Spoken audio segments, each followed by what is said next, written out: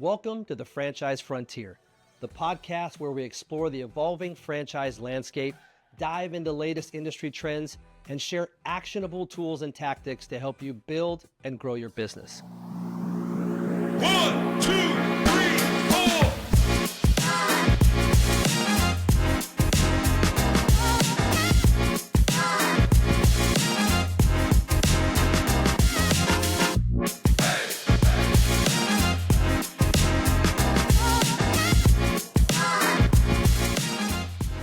Hello, everyone. Welcome back to the Franchise Frontier podcast. Here we explore the world of business ownership, unlocking the keys to success while uncovering common pitfalls to avoid. Today, we're excited to welcome Cheryl Alker. Cheryl's the owner of Blingle of Fort Myers, Florida. We're excited to have Cheryl on this of our Masters Edition podcast. I have my caddy outfit on to help Cheryl navigate the course. So let's dive in. Cheryl, welcome. Thank you, Dave, and nice to see you again, and thank you for inviting me. Absolutely. So, Cheryl, before we get started, just talk to us a little bit about you, about your journey, maybe what you did prior to being a Blingle owner, and just kind of what led you a little bit on this journey. So I've always worked for myself since I was 21. So that was a long time ago. So I've just always had that. I don't know why my parents, never were entrepreneurial. My brothers and sisters were. I just don't know why. I just felt maybe that I always wanted to have ownership of how I earn, when I earn, and how much I could earn, and my timeline. So I just stopped working for anyone when I was 21 years of age, and then just worked for myself since. So actually owning Blingle, at this time in my life was nothing that I really didn't know about before anyway. It's just a different business, and business is business at the end of the day. So really, I think with all businesses, we're always in the sales and marketing, no matter what you're doing, whether it be lights or for me before was coaching people and what have you. So, but it's still sales and marketing at the end of the day. And so you mentioned that your people in your family are very entrepreneurial as well. Is that correct? No, none of them were. I'm sorry. That was, yes, no, yeah, did my bad. No, none of them were. So that's why it was like interesting that I kind of just felt that way. Interesting. And so is there, when you were looking into, you said you've done some fitness and health stuff as well. When you were looking into what was next, right? That particular brand or system, kind of walk us through that process a little bit and kind of what led you to Blingle Premier Lighting.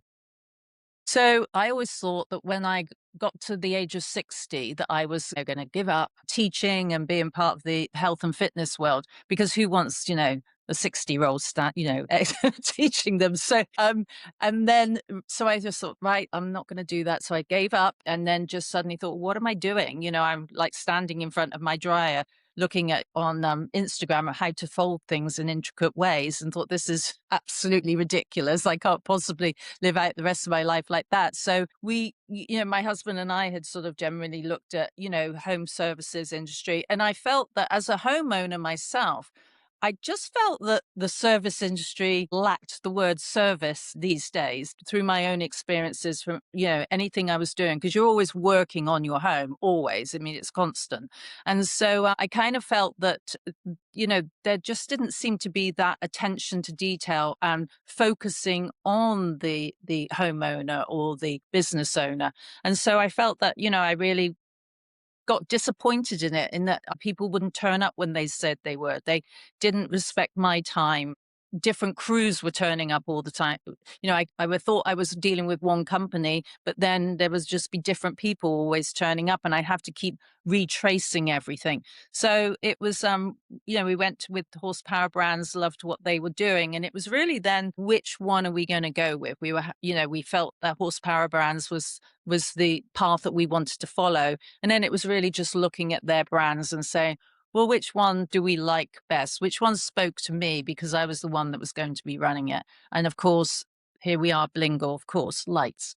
How can you not love lights, So that was why I chose Blingle. I guess the Christmas thing, I'm a real Christmas buff. I love it. But just lighting is very emotional, it just emotes so much for people. And it's a happy business to be in. That's what I felt, that it would be happy, and it genuinely is. Yeah, and you bring up a few really good points to touch on. When you think about, to your point, the lights and whatnot, it is a happy business. It is a very attractive business in terms of that. Holiday lighting is a big attraction as well. But you have really dove into sort of the permanent lighting aspect as well and done really great things with down in Florida with the pool cages. So touch on that and that partnership and kind of how you guys have kind of got into that a little bit. Well, luckily Horsepower, Blingle had partnered with Gemstone Lighting. That was just the best thing that ever happened for me, particularly as a business owner, meeting Corey one day and talking about the tracks and everything. And I'm sitting there in my back lanai and I'm looking out, and of course I'm just seeing pool cage after pool cage after pool cage. And I just said to Corey, I said, "Do you have one for a lanai?" And he went, "I do." And he suddenly appeared with this track. He said, "I don't think we've ever put it on one yet, because obviously in Canada they don't have a big call for it." And so that was just a light bulb moment. It was like, I can see one after the other. And when I look at pool cages, and the word actually even says it, it's not an attractive structure. And also very necessary though in Florida, and every house pretty much has one. So, but also, when you get to the winter, when you want to be outside in Florida, it's dark at 5 o'clock. So, and the traditional sort of pool cage lights was sort of more the canister, the up down lighting. And then also, but then a lot of the pool cages changed in their design and they became the big panoramic ones. So you don't have those vertical bars anymore to do it. And so to think about going over the top of the pool cage was just mind blowing to me. And we literally led with that. Just put every marketing dollar towards it to educate people about it. And to be fair, we were pretty much pioneers in the area of ever doing it across the top. And so it took a lot of education because people didn't really know what we were talking about. But the great thing is once it's up, those houses sell all the rest in the neighborhood. We'll put one up in a neighborhood and literally we can have 5 or 6 within, that months afterwards. Yeah, that's fantastic. I can still remember back when we first started to communicate about it, about the idea of it and understanding of it. I think that it really does do wonders for those things. I'm not sure you're allowed to use the word winter in Florida at the same time, but I'll give you a pass on that. But at the same time, I think that, it also, you touch on a good point about, I think this is about a lot of lighting, and we'll kind of get into this a little bit later, but a lot of what we know about lighting is the fact that we don't know a lot about lighting, right? The homeowners really don't know a lot about, what are the safety features of these lights? What kind of aesthetic can it bring to my home if I have, an exterior landscape, or if I don't have a landscape, how can I highlight my home and those type of things? I think that, your guys' ability to educate people in the home service industry is probably one of the differentiators in terms of really getting people to understand how these lights can work for you. Yeah, I think as well, with us, we are very mindful of our homeowners in our area. So, we're kind of from the edge of Punta Gorda all the way down to Marco Island. So we're dealing with a lot of coastal properties. We understand that Florida itself is very harsh, for homeowners in Cape Coral, where there's just miles and miles of canals. Obviously, we've got Naples, and Fort Myers Beach, the islands, Sanibel and Captiva, Marco Island, so dealing with water, dealing with which can corrode, as fixtures very easily. And then we've obviously got the severe weather, the temperatures with humidity. And then you have obviously the rain that we'll get coming up now, for hurricane season. So we're very mindful of everything that we put on any of our homeowners or business owners' properties is specific to this area. Is it going to survive Florida? And everything that Florida weather-wise throws at it, and obviously the coastal locations, obviously being aware of the turtles and certain areas where we can't put certain, lights and everything, making sure we've got fixtures specifically for that. But, we're really, really careful that we only put high quality fixtures on a home, not just because of the price or anything. It's really what is going to sustain and last our homeowners a lifetime in this area. And that's what we pride ourselves on of Blingle, a Premier Lighting of Fort Myers, is that we really understand the area. We really understand what the area can bring with weather. And also just even, we've got obviously flood zones as well. But even when you have a massive downpour in Florida, we had one the other afternoon, even though you're not in a flood zone, because the weather comes so hard and so fast, it actually can put fixtures underwater, until it has time to drain, because it comes down in this very short period of time. So we, make sure all our fixtures are 100% watertight, that they're not going to corrode. So solid brass. So again, with the gemstone, the permanent lighting, every wire is hidden, not open to the elements. You do not want sticking something on your wall with some glue and it's going to turn to gloop in a couple of weeks in Florida with the humidity and everything. So we're very mindful of every wire being hidden under a track. And that's why the gemstone products and the landscape products that we use are specific for the area, because we understand it. Yeah, you really touch on a good point, and that is also when it comes to being a franchise owner of Blingle Premier Lighting, it really doesn't necessarily matter where you're located. There is going to be something and some sort of education that your homeowners will need. So when you think back, I know you've been open for a few years now. When you think back to that, walk us through kind of that first year as a Blingle business owner. Talk about how it was learning, getting the education on that, educating yourself and kind of getting into that process.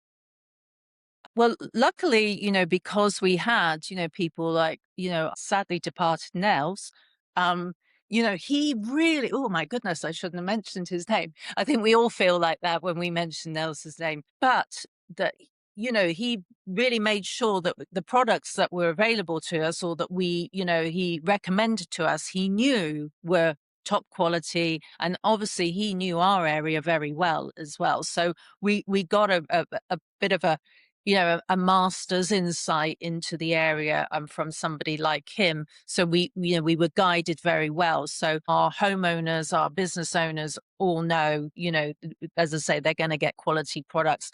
But when we first started, it was like, okay, we have this business. Okay, the doors are open and what are we going to do? So we were just, okay, sort of trying to work out. And literally, my landscaper came round that day, because you have a dabble in Florida, the grass grows so quickly.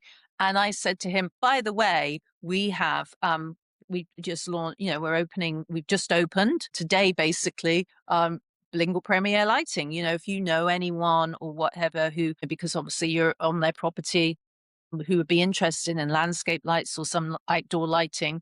And he said, oh, no problem. I gave him my card, and the phone went about 20 minutes later. So I'm there with Kyle and Tyler, and we actually, it was Grasshopper, which is obviously, our call forward. And Kyle said, it's Grasshopper, it's Grasshopper. We were like, oh my God, someone's calling us. And it was literally that landscaper went to his next job and said, I have somebody who might be help you with landscape if you're interested.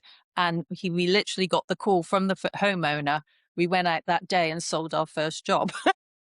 It was, and that, really showed you the power of getting a network of people around you, who can, refer you, and you can refer them. Obviously, it's a two-way street, but forming strategic partnerships I'm very mindful of it. We're working very hard on that. It is difficult when you first open, obviously, because who are you? You don't have any Google reviews. So it has been difficult. We were like calling, doing spreadsheets, trying to make these strategic partnerships. It didn't bear much fruit, I'm going to be honest. Now, where we are now, this is our big push for this year, because now we have 103 5-star Google reviews. We have TV ads. We are known in the community. We've been seen at home shows. So we have this pedigree in the area now that people, our homeowners, our business owners, but now other people in the service industry know who we are. They know we deliver quality because of our reviews and everything, and they see our work. So this is now our year for really pushing those strategic partnerships, because that's the growth of tomorrow. You can get a job today, but that's paying the bills today. The growth is in these partnerships that you make. But it is very difficult when you start, because they say, well, who are you? You have no track record. But we're primed for it now. And we're really attacking it on all forces to try and really build this one-to-many approach. Yeah, that's incredible, and congratulations on the success on that. I know that you and I have had this conversation before, but oftentimes when people are looking into Blingle Premier Lighting, the first thing that they're really attracted to, and you had mentioned it a little bit earlier, was the holiday lighting.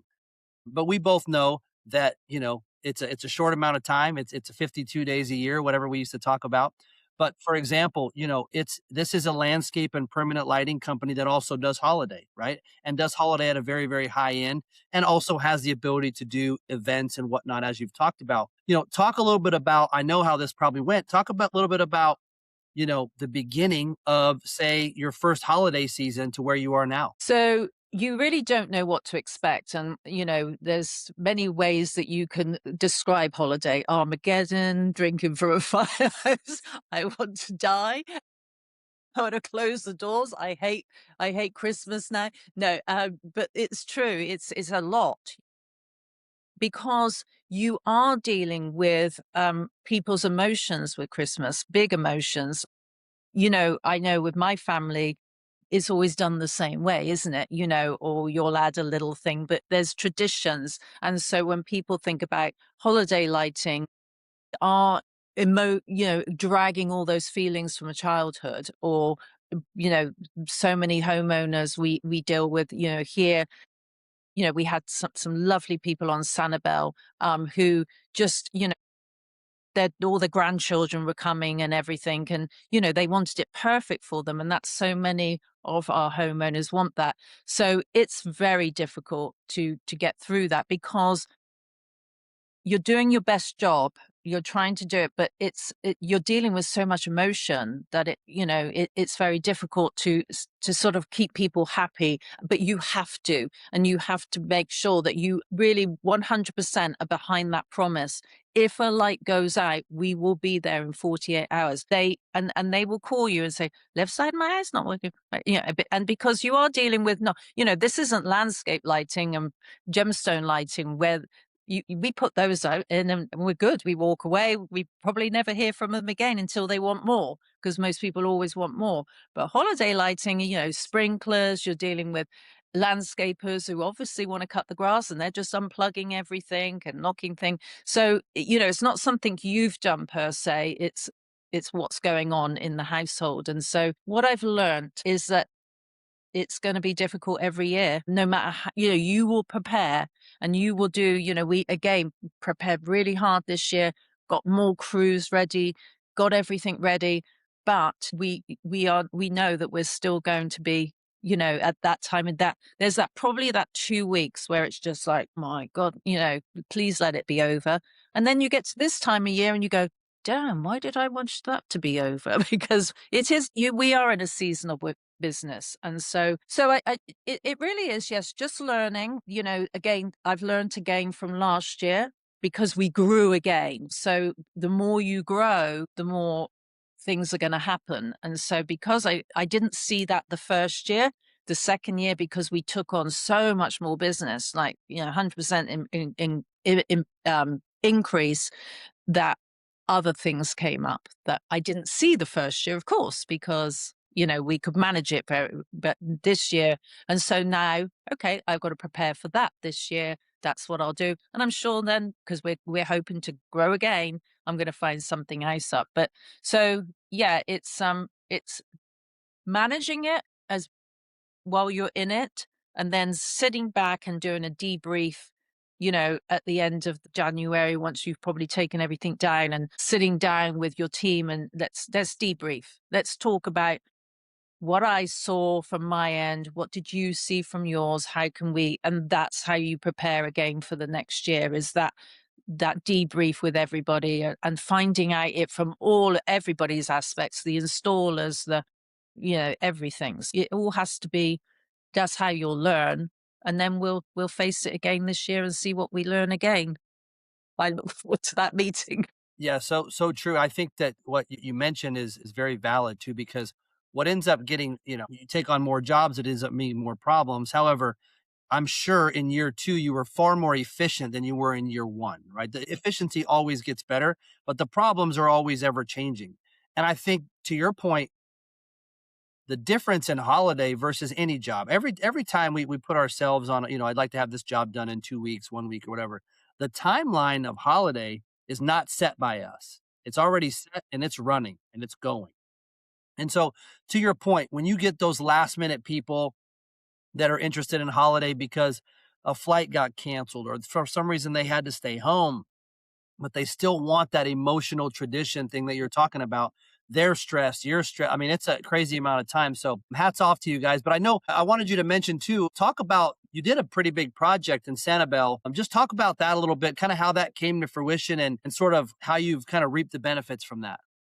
Yeah, we were extremely honored. I mean, because, after Hurricane Ian, which was obviously devastating for the area, I mean, the big, 155-mile-hour winds and direct hit. So for Sanibel, this beautiful island, just absolutely got torn to shreds. And so when we were asked, they had never done an official tree lighting on Sanibel Island, and we were asked to do it. And so it was a lot of pressure, especially in our first year as well, because we'd never done anything of that size, let alone even done a first holiday season. So we were very honored, and they were wonderful to work with them. So we did that first tree lighting, and very nerve-wracking because obviously, you'll have nightmares about it, 10, 9, 8, 7, like, please let it come on. But the island, the mayor spoke and they did this whole, the kids came out and sang and they, so there was all these people. But on that very first one, when the mayor said, well, it was nice to see so many people come out for it. How many of you are back in your homes yet?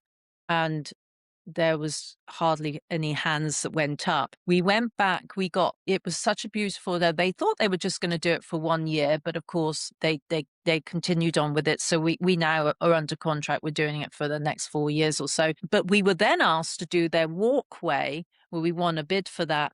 And that's it's a beautiful walkway by the tree. And it's where people cycle and walk. And we wrapped 50 trees and we hung things and put all these ornaments out. And so when we were doing the countdown this year, one from that sort of little group of people that came that first year to probably about 600, 700 people, came this year. It was just such a nice partnership. And that's what I said to them. I didn't feel that we were being paid for that. We are being paid, but I felt that it just made us so part of the community. We actually feel part of Sanibel's community now because we're delivering this beautiful moment for everybody to enjoy all through, the holiday period, and seeing grandparents with their grandchildren and all taking photos in front of the tree and cycling along this walkway. So that's what I really like about when you do these bigger projects, you become part of something, it's not just let's get this tree up, what have you. It's being part of the community. I'm hoping to get others, Marco Island, Captiva, and, make Fort Myers be, I'd really like to be part of those things because they're actually more than just what you're getting paid to do it. They're actually much, much more. It's big community. And I think it's important for us to be part of this community. Absolutely. Now, all that being said, when you start to drill it back and look back and kind of review, talk a little bit to our listeners about a typical day in the life for you as a business owner. So I think when you first start, you opening up, you're involved in a lot of things. Now, obviously, I'm not of an age where I'm jumping up a ladder and everything. So I know some people might be a bit more involved. So it did give me autonomy a little bit to be able to work on the business more than being in it. And like I said, I think when you're working in the business, that's when you're talking about how do I pay the bills today?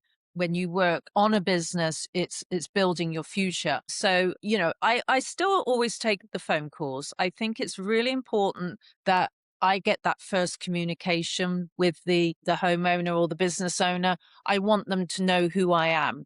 And if they know who I am, then I want them to know what I stand for and what our core values are as a business. So that's really important to me. So that I don't think I'll ever stop.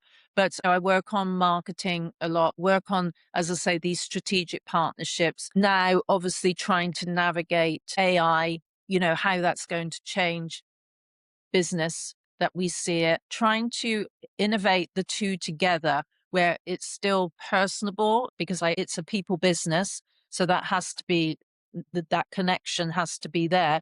But how do I use these things? We now do a lot of things where we have explainer videos, which is a really nice idea.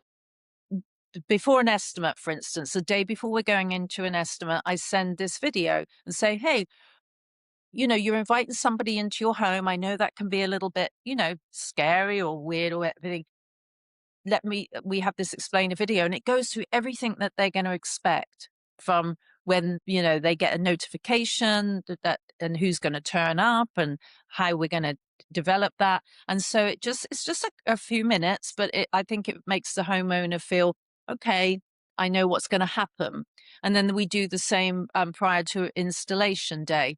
What do you expect? What are you going to expect on your installation day? And it's an explainer video, really easy to watch and just talking through it. And again, we do something like a lot of the time when you're going to do an estimate, both partners aren't there, so what's nice, I think, is we throw a lot of information at them. And so we like to then do another video for that person so that they can share with their partner when they get home because they won't remember everything. So it's trying to add these kind of things. So using technology as well as keeping that personal. But I think that level of technology is actually makes it more personable, if you know what I mean, because we're actually really thinking about what the experience looks like from the homeowner or business owner instead of always from our point of view. Yeah, and you bring up a good point too, because you mentioned it early on when we first were discussing why you got into this business. You are doing and going above and beyond to create a great customer experience, a great customer journey, something that you felt like home service might have been lacking. So hats off to you again for really doubling down on that and making sure that this is what I would like if I was having this installed on my house. The second thing I wanted to touch on, you mentioned your core values, and I don't need you to really talk about what they are, but I often was going to ask you, when you develop those core values, do you feel like you had those developed prior to starting the business, or have those also evolved within this space as well to get to what your core values are for your business now? I think most of it came from what I felt was lacking and what I had, what I'd like as a homeowner, what I'd like as a business owner if I'm inviting somebody to come and do some work for us. But yeah, I think, obviously you do learn. I think it is pretty simple, isn't it? It's communication. Just tell people what to expect or what's going to happen. Don't leave people in the dark. I think that's one of the big things, even if it's not good news per se, but if you don't, if something happened, what I try not to do, I'll never schedule their installation until I have that track in my hands because I hate doing that as well. You say, oh, we're going to install on such a day. And then something happens, of course, weather, FedEx can't, or whatever, something happens and can't get it to you on that day. You're on the back foot already. And I just don't think ever put yourself on the back foot with, when you're in business, try and preempt things. So I always tell my owners, I'm not going to schedule it until I see the product. But, we have had instances where very rare. I mean, Gemstone are amazingly good at getting us product very quickly. And then the same with the landscape lighting. We have, great suppliers. But, sometimes we did have a couple of incidences because of weather. But instead of me just hiding from it, I communicated with them. I said, this is out of my control, but I want you to know, you know, And I think that's the worst thing you can do is just, even if it's sort of a bit bad news for the homeowner or business owner, they just want to know, and so I think that that's very important to, I don't know if I even answered your question Yeah, there. you did. I think, the other thing about that core value about doing things the way that you expect and letting the homeowner know, the other portion of that is without even doing it, you've now given your team an expectation that they know they should be lived by, right? This video was sent to the homeowner. This is how we should be doing things. And if we're not, then it's not correct. Yeah, no, I actually, when I did them, I sent them to it all. I said, watch this because this is what they're going to expect now. And you have to make sure you keep to the script, as it were, which in which once again helps both ways. One, because, you've communicated very nicely and in my opinion, sets you apart, possibly from competition. Is everybody doing that? Probably not. It kind of sets you apart already because remember, a lot of homeowners are going to get a few estimates. We all do. That's normal and quite rightly so. So you know that you're probably up against, some other competitors in the market. So how do I, so one, yes, I want to make my homeowner feel and my business owner feel comfortable and secure in what's going to happen. But also, I also know that maybe my competition aren't going to do it. So it sets me apart. So I'm already on the front foot before we've even arrived. Then might, our team know what they're doing. It means that they absolutely know what they're doing and they're not just going to go in and, did I forget that? Did I forget that? They know the process. But the other thing is that if somebody leaves, and you grow and you bring in a new person, I can just show them it. So it's almost like a SOP for them. This is how we do things. And so from everybody's point of view, from the business itself to our communication with her, that one thing brings all the systems together nicely. Yeah, and it opens that level of communication. Like you said, even if it's a hiccup, it opens that level of communication with the homeowner so that not only that they expect it, they're able to come back to you if there is something that went wrong and say, "Hey, Cheryl, is this correct or is there something that needs to be done?" And now you guys are on a very much that customer journey is very welcoming. So that way, if there is something that comes up and maybe it's nothing, but you still feel to go out there and look at it and describe that to them. So that way they really know their system, whether it be permanent or landscape or even the holiday, they really understand what they're getting and they really feel as if that you guys are a partner for them along the way. Yeah, I think that you hit the nail on the head. It is that sort of partnership, and they've already trusted you. And so, if something's not quite right, they're not starting to give you a 2-star review and go because they just go, they have that communication with you. They know who you are. You've told them who you are. So they just pick up the phone and say, this isn't quite right. And as opposed to furious, it's like, can you do something about it? And they know we're going to because we've already built that trust with them. And we're living in a trust recession at the moment. And I think it's so important to make people feel that you're trustworthy, that you're always going to do the right thing. That's, again, one of my big things is if we just do the right thing, we'll be okay. Just keep doing the right thing, even if it, you think that might cost me a little bit more in time or whatever. I just think, sometimes it's going to come back. And another point is sometimes the best reviews come from when there's a problem because Yes, you've then went and fixed said problem when oftentimes, especially in home service, maybe they don't expect you to come out and make it right. right. Absolutely. No, we're very mindful of that. And it may be that we're quite, and even if, and again, it's that part of education because sometimes you just have to explain, no, the reason we've done that is because of this and it is better for, or no, we've kind of messed up a little bit there, or yeah, you want it there? Of course you can have it there. Now, this is the reason we put it there, but that's just as good as well, so yeah. Yeah. And so you've been in business, like you said, for probably 5 years since you were 21. And so we get to this point now.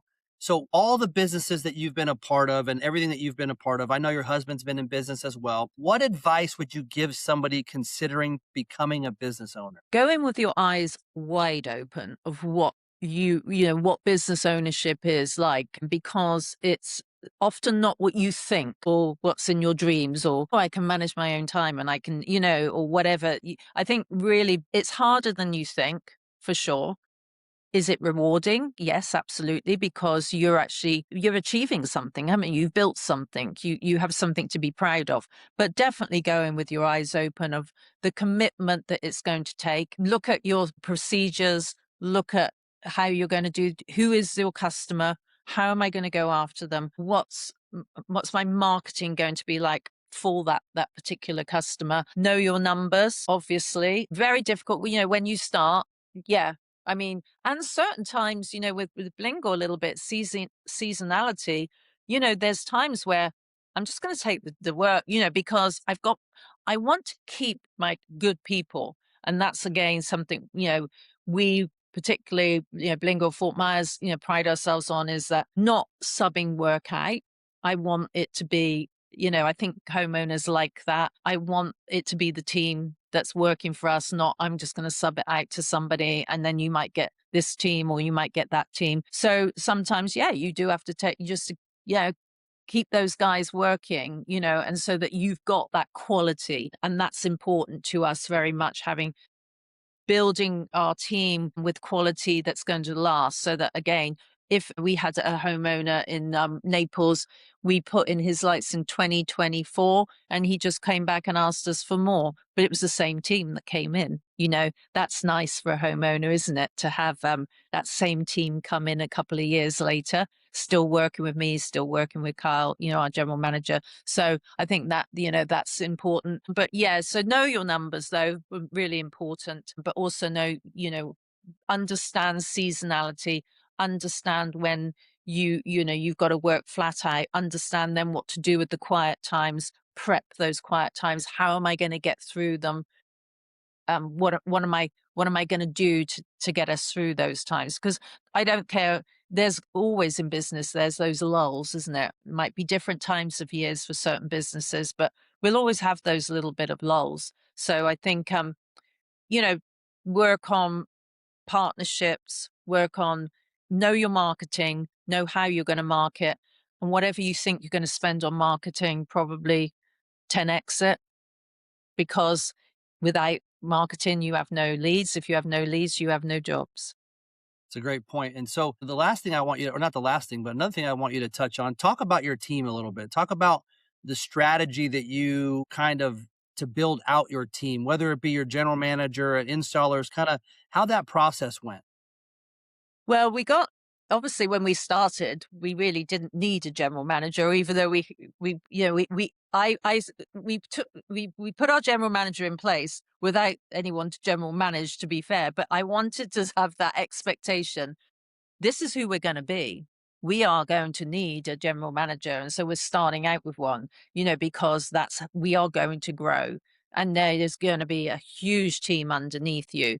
We are going to have, trucks and trailers and, just so seeing the whole business of what you want to achieve. So start as you mean to go on. So general manager you are, but at the moment you're doing everything. You're installing, but actually, doesn't that make the best general manager anyway? Because he now knows every level of the job, everything from, just knocking on door, like with no jobs at all. How do we even start this business? So very lucky from that point of view that now, Carl has that sort of knowledge and he can step into at any time, or he can empathize with the guys when it's 200 degrees in Florida and you're throwing up in someone's garden because, it's a lot. But so that was important, having somebody come through everything. I think that's actually a really good lesson for everybody.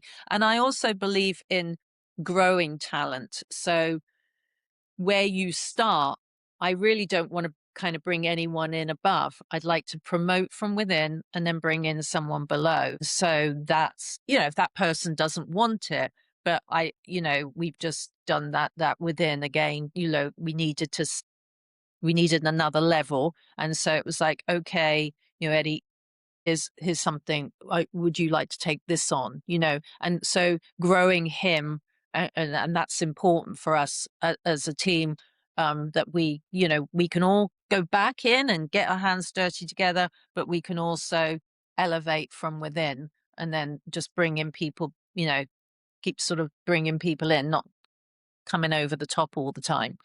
Yeah, the best point about that is because then your people that are in the higher ranking positions for whatever, they're able to teach the people below them of how they do it, how we do things, what our core values are, etc. It's I know we have a unique relationship in terms of I still remember the things that Kyle was saying our very first day about, man, I'm not so sure about this. I don't know if I can do this. And I'm like, you can do this.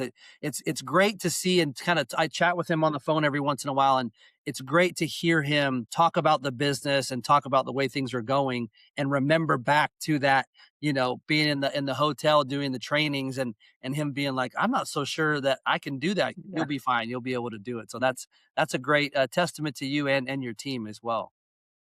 Thank you. So when, if is there any certain traits or skills that you think are essential for running a successful business? I think being a communicator is very important. Being able to, you know, understand who your customer is and being able to talk to them as on from their point of view as well. So I think communication, standing that type of person, or maybe as I say, I'm going to be doing my first wedding show. I've never done one, but we tried to sort of segregate it for our first year. We went fully in on permanent, really understood that. And that's why, I feel we're one of the leaders, or I would say the leader in the area on permanent lighting, because I didn't want to sort of say, well, we do this. We do everything. We do landscape. We do holiday. We do permanent and event. But I wanted to really focus in on that. And then landscape the next year. And then this year I said, this is my event one. And this beautiful weeping willow is coming with me to a bridal show. So I've never done that before. And I'm looking forward to sort of developing that sort of side of the business as well. But going back to your question, about really, trying to sort of see, what was your question again? No, it was just if a certain trait or skill set that Right. someone being a business owner should really really hone in on. Yeah, I mean, I think organization is important, but you can have people. It's finding the right person and putting them in the right seat. That's the skill of the owner of a business.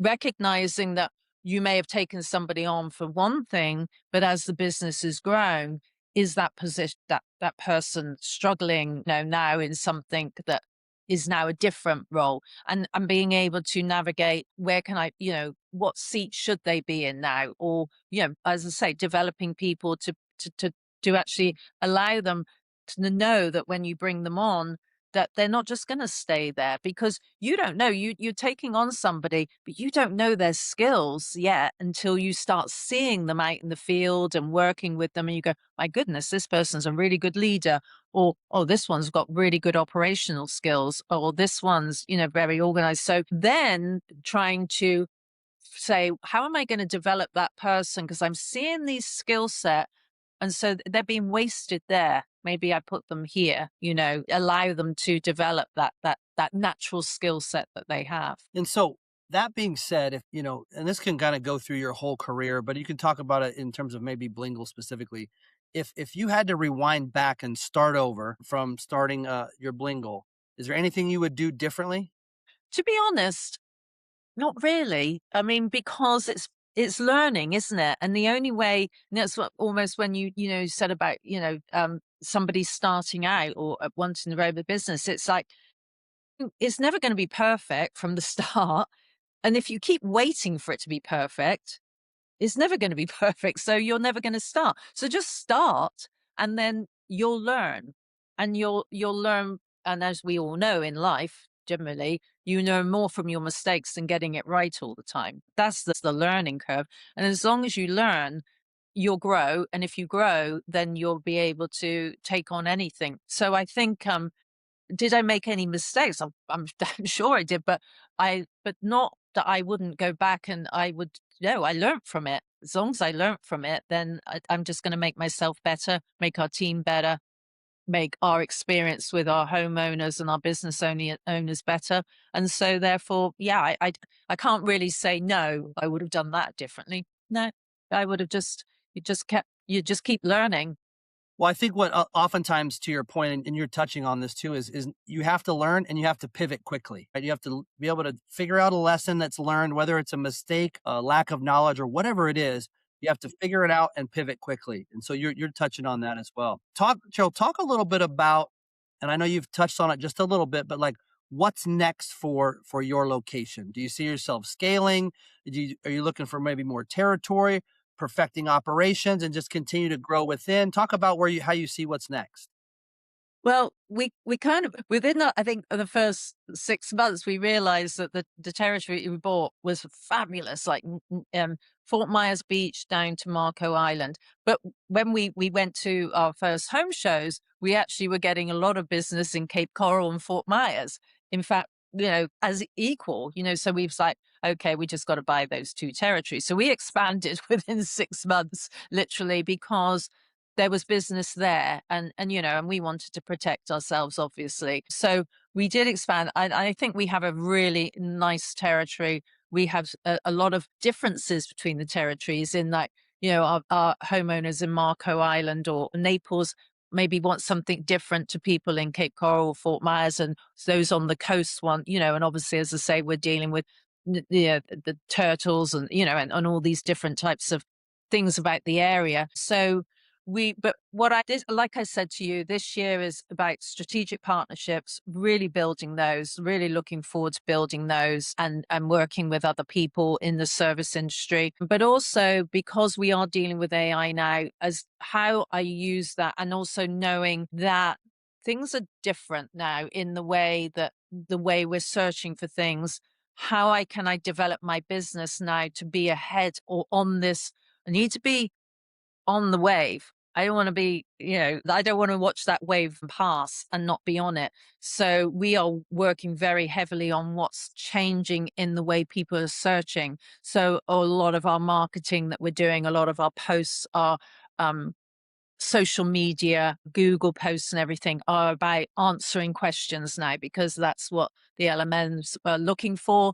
Can you answer a question? And again, it's really good, because I'll do things, I'll actually listen to what are our homeowners asking us? What did my homeowner in Naples ask me about the permanent lighting? What did they ask? What are all my homeowners and business owners? What questions do we always hear? Well, I should be answering that so people know that we know the answer to it. So it's really setting ourselves apart to show that we are experts in what we do. And so, in turn, again, it's a win-win, because obviously people will be searching in a different way. So I am aware of the way things are sort of shaping up in how people are going to search for you. And how I'm going to position myself moving forward, so that I make sure that I'm there ready with it. It's obviously already happening and it's changing very quickly as we sit here. But I want to make sure our business knows, understands it, and works with it for us to achieve our goals. Because I don't want to be left in the dark, and you will be if you don't. You have to be aware of it. You have to understand what you can use with the AI. Where's the benefits to it, but also keeping that human connection. But I am very aware of it and how it's going to change our business if we just ignore it. Yeah, absolutely. That's a really good focus too. So this is a good question for someone listening right now who's on the edge of launching their dream. What's your message to them? Okay, absolutely. If it's your dream, then do it. Just do it, because as I say, if you really want to own your own business and you want to achieve something and be proud of something. I mean, whilst it's difficult running your own business, but I want to be able to sit back, and with my children and everything, and say, look what your mum and dad achieved. Look what and with our our team, look what we achieved. We're the best premier lighting business in the whole of Southwest Florida. Look what we achieved. So I think if you have a dream and you go for it, but give it your all.